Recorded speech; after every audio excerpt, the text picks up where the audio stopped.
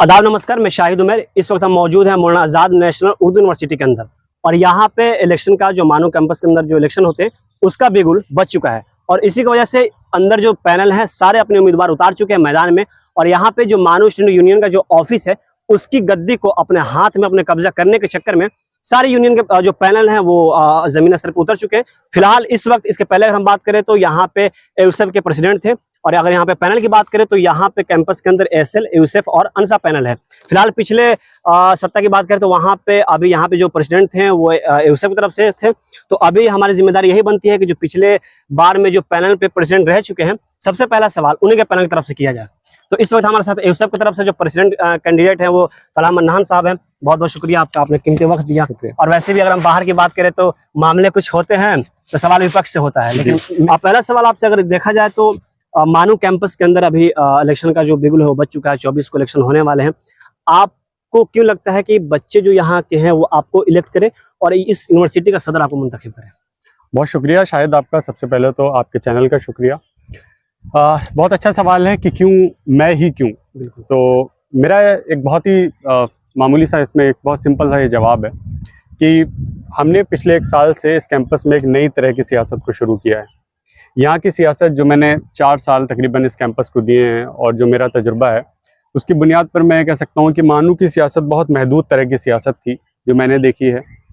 Mess के issues, hostel के issues जो अपने आप में बहुत बुनियादी इशूज़ हैं, लेकिन तमाम तलबा को 4000 की तादाद यहाँ पे तकरीबन तलबा की है। उन तमाम तलबा को इन्हीं महदूद इशूज़ में पूरे साल जो है इन्वॉल्व रखा जाता था। तो हमने कैंपस में एक नए तरह की सियासत का नारा बुलंद किया। हमने बैक वक्त कैंपस के इंटरनल इश्यूज़ और एक्सटर्नल इश्यूज़ दोनों को एड्रेस करने की कोशिश की। तो एक नई तरह की सियासत थी। बहुत से लोगों को हो सकता है इससे इख्तलाफ हो, बहुत से लोगों को पसंद आई होगी। तो हम चाहते हैं कि अगर इस मुहिम को आप जारी रखना चाहते हैं तो हमें वोट करें। और मानो कैंपस के अंदर बात करें तो यहाँ पे जो बच्चे हैं उनके अंदर जो चैलेंजेस हैं तो फिर आप उसको चेंज करके और उनके अंदर इम्प्रूवमेंट कैसे ला सकते हैं? क्या आपका इसके लिए रोड मैप है? मानो में जो तलबा आते हैं वो ज़्यादातर एक बहुत ही मार्जिनलाइज बैकग्राउंड से आते हैं। वो तलबा हैं जो समाजी तौर पर पिछड़े हुए हैं, माशी तौर पर पिछड़े हुए हैं, सियासी तौर पर तो वो पिछड़े हुए ही हैं। तो हमारी और आपकी जिम्मेदारी बनती है कि उनको हम तीनों लेवल पे अपलिफ्ट करें, उनको इकोनॉमिकली अपलिफ्ट करें, सोशली अपलिफ्ट करें और ख़ास तौर से यूनियन के प्लेटफॉर्म के ज़रिए उनको पॉलिटिकली अपलिफ्ट करें। अगर हम यहाँ पे बच्चों की बात करें तो जो स्टूडेंट यूनियन है और जो स्टूडेंट मानो के जो बच्चे हैं उनकी जो कम्युनिटी है उसके अंदर यूनियन और बच्चों के बीच आप ट्रांसपेरेंसी जो कम्युनिकेशन उसको बेहतर कैसे बनाएंगे? हमने पिछले पूरे साल ये कोशिश की कि हम यूनियन को अकाउंटेबल बनाएं। मतीन अशरफ जो पिछले साल सदर थे यूनियन के, वो वीकली रिपोर्ट निकालते थे, मंथली रिपोर्ट निकालते थे, डे टू डे अपडेट्स हम तलबा को देते थे ताकि तलबा यूनियन को जवाबदेह बनाएं और यूनियन अकाउंटेबल रहे कि आज आपने क्या किया, कल आपने क्या किया और इस पूरे मंथ में आपने क्या किया। तो हम चाहेंगे कि यूनियन का काम ट्रांसपेरेंट रहे और वो अकाउंटेबल रहे तलबा के सामने। आपने अभी वो रिपोर्ट कार्ड की बात की, बच्चों ने ये भी एलिगेशन लगाया कि सब सिर्फ ये खाना पूर्ति है, इसको दिखावे के लिए किया जा रहा, अगर हकीकत देखें तो काम कुछ नहीं हो रहा है। नहीं, बहुत सारे काम ऐसे होते हैं जो आपको बज़ाहिर दिखाई देते हैं, लेकिन कैंपस की पॉलिटिक्स में बहुत सारे काम ऐसे होते हैं जो बज़ाहिर आपको दिखाई नहीं देते। उन कामों की धमक आपको जब आप एडमिनिस्ट्रेशन बिल्डिंग में जाएंगे तब महसूस होगी, जब आप उन तलबा से मिलेंगे जिनके इंश्योरेंस के मसले हल हुए हैं तब महसूस होगी, उन तलबा से मिलेंगे जिनके हॉस्टल के मसाइल हल हुए हैं तब महसूस होगी। यूनियन इंफ्रास्ट्रक्चर लेवल पे बहुत काम नहीं कर सकती है, यूनियन का बहुत महदूद दायरा होता है, यूनियन का बजट बहुत कम होता है। तो ऐसे काम जो ज़ाहिरी तौर पे बहुत बड़े आपको दिखें वो यूनियन नहीं कर सकती, ये हकीकत है। आपने अशरों में इस बात का जिक्र किया कि हम यहाँ पे जो बच्चे हैं उनके अंदर एक अलग पॉलिटिक्स लाना चाहते हैं जी, कुछ बेहतर अलग करना चाहते हैं, लेकिन सवाल ये भी है कि यहाँ के जो बच्चे हैं उनके अंदर जो एक्टिविज्म है वो नहीं हो पा रही है। तो इसके लिए आप क्या रोड मैप तैयार करते हैं और क्या लगता है इसको कैसे बेहतर किया जा सकता है? जी, आप देखेंगे कि CNRC मूवमेंट के बाद ख़ास तौर से माइनॉरिटीज़ से आने वाले तलबा में एक नई तरह का सियासी शऊर बेदार हुआ है। हम चाहते हैं कि मानू के तलबा भी उस तहरीक का हिस्सा बने, मानू के तलबा का सियासी शऊर बेदार हो। वो सिर्फ कैंपस की पॉलिटिक्स, सिर्फ दाल रोटी की पॉलिटिक्स, सिर्फ हॉस्टल की पॉलिटिक्स से ऊपर उठकर समाज के सुलगते हुए मसाइल पे बात करें, यूनिवर्सिटी के बाहर के मसाइल पे बात करें, इंटरनेशनल इशूज़ पे बात करें, फ़लस्तीन पे बात करें, सीरिया पे बात करें, रूस और यूक्रेन पे बात करें। तो मानू के तलबा में हम ये चाहते हैं कि पॉलिटिकली मैच्योर हों और वो अपने फैसले सोच समझ कर लें। आपने अभी जिक्र किया कि इसके पहले भी देखा गया पैनल के जो उम्मीदवार आपके जो मतीन अशरफ हैं, बाहरी जो इश्यूज थे काफ़ी उस पर उन्होंने बात की, प्रोटेस्ट किया गया। लेकिन वही दूसरी अगर पक्ष की बात करें तो बच्चों का ये कहना है कि आप उसको लाकर जो कैंपस के अंदर की जो इश्यूज है उसको आप दाब दे रहे हैं। अगर बाहर पहले तो जो घर है पहले अंदर क्या है उसको देखें, फिर पड़ोसी को देखें। तो कैंपस के अंदर जो इश्यूज हैं आप उसको दाब कर बाहरी चीज़ों को लाकर अंदर उसको प्रोटेस्ट करके आप उसको अपनी छवि बेहतर करने के लिए दिखा रहे हैं। तो फिर इन सब ये जो चैलेंजेस है इसको आप कैसे निखारेंगे और बच्चों को कैसे समझाएंगे कि वो भी जरूरी है और ये भी जरूरी है? सबसे पहले तो हमारी कोशिश यही रही, पिछले साल भी अभी भी हमारी यही कोशिश है कि तलबा इस बात को समझें कि एक सेंट्रल यूनिवर्सिटी की स्टूडेंट यूनियन एक खालिस पॉलिटिकल इदारा होती है, एक खालिस पॉलिटिकल इदारा है सेंट्रल यूनिवर्सिटी की स्टूडेंट यूनियन।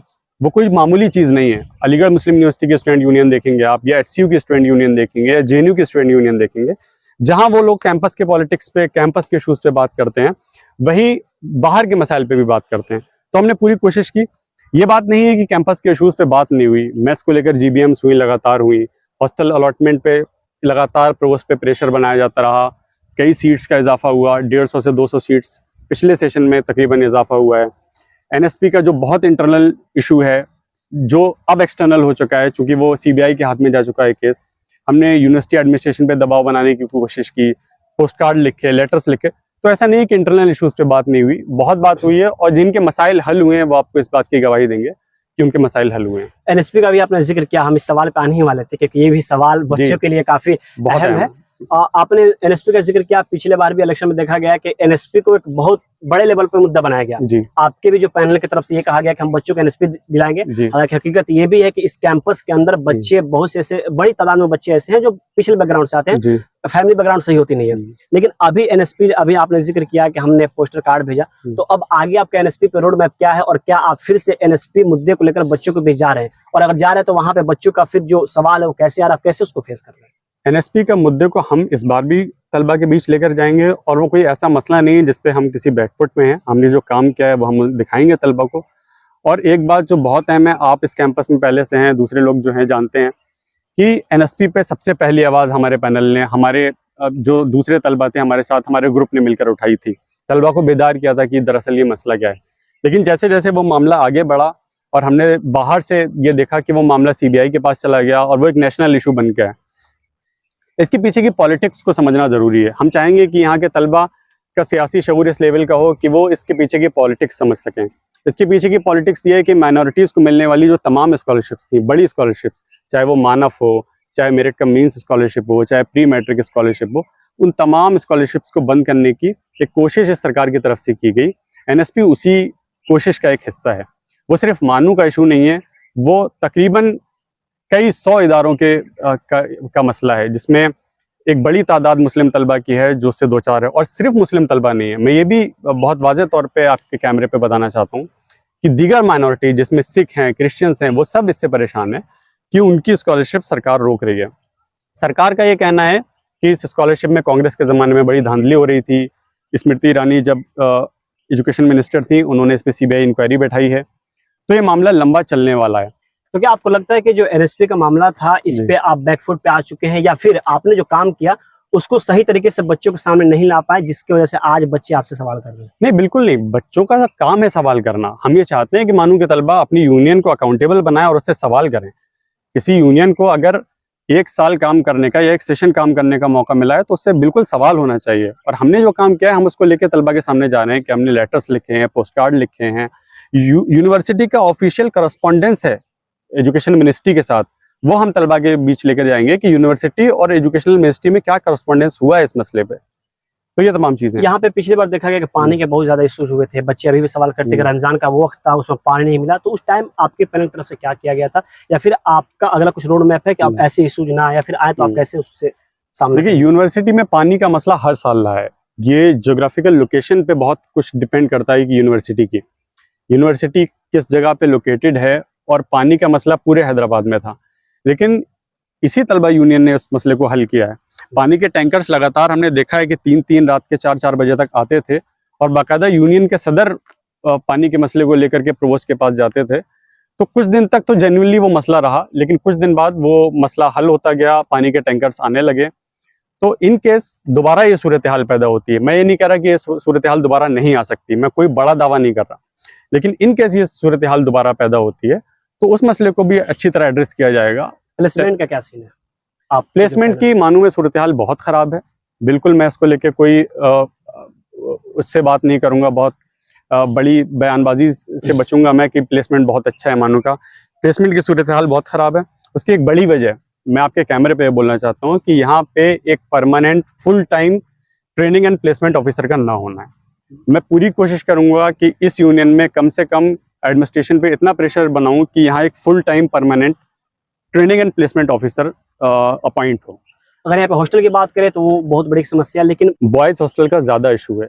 गर्ल्स हॉस्टल में एटलीस्ट हमारे पास ये प्रोविज़न है कि अगर फीमेल स्टूडेंट अंदर रहना चाहती हैं तो वो अंदर एडजस्ट कर ली जाती हैं। वहाँ पे डॉर्मेटरीज बनाई गई हैं, रीडिंग रूम्स को डॉर्मेटरीज में बदल दिया गया है, कॉमन रूम को डॉर्मेटरी में बदल दिया गया है, तो वहाँ रहने की फैसिलिटी अभी है।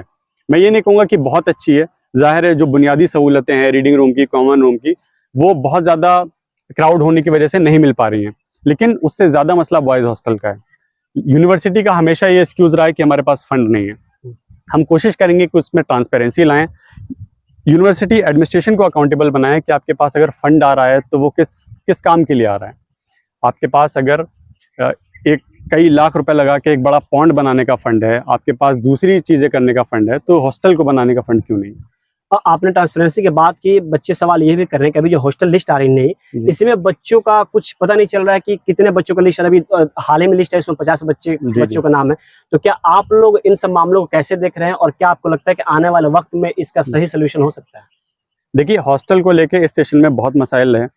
हॉस्टल को लेके सबसे पहले तो रीशफलिंग की बात की गई कि हम रीशफल करेंगे। हमने DSW से मिलके, प्रोवोस्ट से मिलके, इवन रजिस्ट्रार से मिलके ये प्रेशर बनाने की कोशिश की कि रीशफलिंग नहीं होनी चाहिए। उन्होंने रीशफलिंग को लेके काफ़ी दबाव बनाया, लेकिन लास्ट में उनको भी रीशफलिंग का अपना फैसला वापस लेना पड़ा और ये कहना पड़ा कि भाई जो जहाँ पे पहले से रह रहा था वो वहाँ पे रह सकता है। थोड़ा लेट हुआ ये फैसला, लेकिन हुआ। दूसरी बात ये आई कि हॉस्टल लिस्ट में ट्रांसपेरेंसी नहीं है। उसके लिए भी हमने प्रोवोस्ट पे प्रेशर बनाया और उनको ये अकाउंटेबिलिटी, उनको अकाउंटेबल बनाया कि वो अपने ऑफिस में अवेलेबल रहें। अगर किसी को ट्रांसपेरेंसी का कोई इशू लगता है, हॉस्टल लिस्ट में उसे ये लगता है कि मुझसे कम पॉइंट वाले को पहले मिल गया या किसी की कैटेगरी का कोई इशू है, तो वो जाए और प्रोवोस्ट ऑफिस में रिपोर्ट करे, वो दर्ज करे। वो मामला जब आएगा कंसिडरेशन में तो उस पर हल किया जाएगा। और ऐसे हुए सवाल ले लेते हैं। यहाँ पे हेल्थ को लेकर बहुत मसले आते हैं, बच्चों की शिकायतें होती हैं, उस पर सही काम नहीं किया जा रहा। पिछले पैनल में भी हमने देखा कि बहुत सारी समस्या आई। अभी आगे क्या रोड मैप है, उसके लिए आप क्या अपना अलग प्रोस्पेक्टर बनाए हुए हैं, या फिर क्या लगता है कि और आपके आने के बाद और उसको और बेहतर किया जा सकता है? यूनिवर्सिटी में हेल्थ का बहुत बड़ा मसला है और मैं इसे बिल्कुल कंसीडर करता हूं कि हेल्थ इश्यूज, हेल्थ के जो पूरे मामलात हैं उनमें ट्रांसपेरेंसी की कमी है, उनमें बहुत सारा लूप होल्स हैं, बहुत सारे लूप होल्स हैं। पिछली यूनियन में डॉक्टर हम्माद हाशमी जो इंश्योरेंस ऑफिसर हैं यहाँ के, उनके साथ हमने बहुत सारी चीज़ें डील की और ये समझ में आया कि हेल्थ के मामले इतने क्रिटिकल हैं कि यूनिवर्सिटी का दूसरा एडमिनिस्ट्रेशन जो है, या रजिस्ट्रार हैं या वाइस चांसलर हैं या DSW हैं, वो उसमें इन्वॉल्व नहीं होना चाहते। वो बहुत ही क्लियरली किसी एक आदमी पे जिम्मेदारी डाल के बहुत क्लियर बचना चाहते हैं, क्योंकि वो काफ़ी क्रिटिकल इशू है। एक हेल्थ कमेटी है इस यूनिवर्सिटी में, बहुत से बच्चों को ये बात नहीं पता है कि यहाँ पे एक हेल्थ कमेटी है जिसका एक डीन सुपरविजन करता है, उसके अंडर में कई सारे टीचर्स आते हैं। तो वो तमाम चीज़ें हम तलबा के सामने लेकर आएंगे। अभी रिसेंटली एक डॉक्टर का वीडियो आया था जिसपे तमाम तलबा ने बहुत रिएक्शन दिया कि यूनिवर्सिटी हेल्थ सेंटर में चीज़ें गड़बड़ चल रही हैं। उन चीज़ों को कंसीडर करेंगे। यूनिवर्सिटी हेल्थ सेंटर में बुनियादी सहूलतें मौजूद रहें, यूनिवर्सिटी के इंश्योरेंस का जो पूरा मामला है वो ट्रांसपेरेंट रहे, किस तरह से क्लेम करना है वो एक एक तालिब इल्म को समझ में आए ताकि वो खुद डिपेंड होके अपना इंश्योरेंस खुद क्लेम कर पाए। ये तमाम चीज़ें यूनिवर्सिटी के सामने लेकर आएंगे। आखिरी सवाल ये कर लेते हैं कि यहाँ के बच्चे जो है, उनका एलिगेशन यही रहता है, उनका ये कहना है कि यहाँ के जो एडमिन है वो यूनियन पे हावी रहती है। बहुत हद तक बच्चों की बात सही है कि यूनियन किस तरह की आती है, किस मिजाज की आती है, बहुत हद तक उस पर डिपेंड करता है कि एडमिन की यूनियन है या यूनियन पर दबाव बनाने वाली एडमिन है। पिछले एक साल में जिसने हमारे काम को ऑब्जर्व किया होगा वो इस बात की गवाही देगा, या जब हम अपोजिशन में रहे हैं तब हमारा जो काम रहा है वो तलबा इस बात की गवाही देंगे कि हमने एडमिनिस्ट्रेशन के साथ टेबल टॉक ज़रूर किए हैं, मसले टेबल टॉक से हल किए हैं। हम तसादुम की सूरत हाल इस कैंपस में पैदा नहीं करना चाहते। मेरा बहुत वाज़ेह मौक़िफ़ है कि हम यूनिवर्सिटी एडमिनिस्ट्रेशन के साथ, यूनिवर्सिटी के टीचर्स के साथ, यूनिवर्सिटी के एम्प्लॉयज़ के साथ किसी तसादुम की सूरत हाल नहीं पैदा करना चाहते कि हम सड़क पे आएँ, हल्ला करें और अपने मसाइल इस तरह हल करें। वो एकदम आखिरी रास्ता है जो हमारे पास हो। हम चाहेंगे कि तलबा के मसाइल एडमिनिस्ट्रेशन के साथ टेबल पर बैठकर हल हों और वो हल तलबा तक पहुँचे। आखिरी कोई बात जो आप कैंपस के अंदर जो स्टूडेंट हैं उनको आप बताना चाहें, बोलना चाहें? मानू के तलबा से मैं ये अपील करूँगा कि अपना वोट देते वक्त कैंडिडेट को कुछ मेयार आप तय करें जिन पे जज करें।